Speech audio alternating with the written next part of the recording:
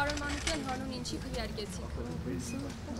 Հանուն իմ քաղաքի բարօրության, իմ ժողովրդի բարօրության եւ ուզում եմ հավատալ, որ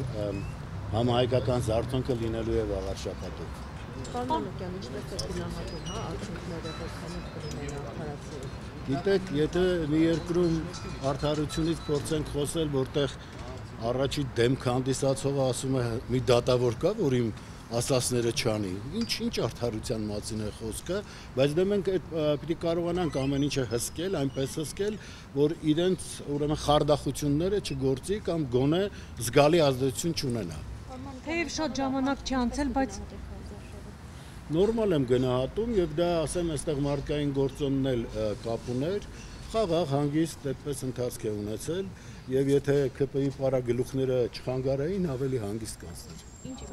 Բոլոր իմաստներով, բոլոր ռեսուրսները կիրառելով եւ այս դեպքում միշտ ամենտեղ ինչպես է, որտեղ խցկվում են, ուրեմն մի բան խառնում են իրար, ես ասել եմ, կարդացեք օցեանի փանջունին, ամենախաղաղ տեղանքները կարող են կռվազանության տանել, կարող են խռովությունների վերածել եւ ավերելով հաճույք ստանալ։ Սրանք վամպիրներ են, արյուն են խմում շարունակաբար։ Ըստ ԿՊ-ի հարցումների նրանք բացարձակ առաջատար են, շանսերով են վերարտադրվելու։ Իրանց հարցումների տենց էլ պետք է լիներ, բա հիմա ինչ անեն։ Իրենք հասկանում են, որ պահին իշխանությունը կորցնեն, հայտնվելու են արդարադատության առաջ, իսկ այդ արդարադատությունը լինելու է օրենքի ամբողջ խստությամբ, իրենք քաչ հասկանում են դա։ շատ ժամանակ չի անցել, բայց ընտրախախտումների մասին հազանգեր լսել եք։ Չեմ կարծում, ես այդպես լսողներից էլ չեմ, եթե լինում է էլ առանձնապես ուշադրություն չեմ դարձնում, բայց գիտեմ, որ լավ հսկում են հիմա եւ չեմ կարծում, որ լուրջ խախտումներ կլինեն։ Պարոն Մանուկյան, մենք այսօր տեսնում ենք, որ եթե անգամ ընդդիմադիրները, այսպես միավորվում են իրեն տեխնատոն ընտրում, այսինքն ընդդիմադիրները ավելի շատ ձայն են հավաքում,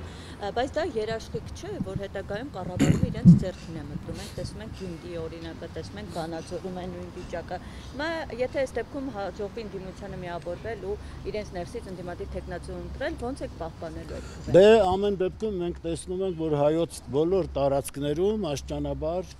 ուրեմն մեր ազգը արթնանում է եւ այո մերժում է ԿՊ-ին, նրանց ովքեր դագաղներով են եկել, վերջապես այդ մահվան շունչը մեր երկրից դուրս պետք է անենք եւ մենք պիտի կարողանանք համընդհանուր միասնականությունը ձևավորել եւ այդպիսով ոչ թե առանձին հատվածներից, առանձին համայնքներից, Գյումրի, Փարաքար, Մասիս, Վաղարշապատ, այլ ամբողջ երկրից դրանք դուրս մղենք եւ կանգնեցնենք արդարադատության առաջ։ Պարոն Մանուկյան, իշխանության տեխնացու Արգիշտե Մեխակյանը հետքին տված հարցազրույցում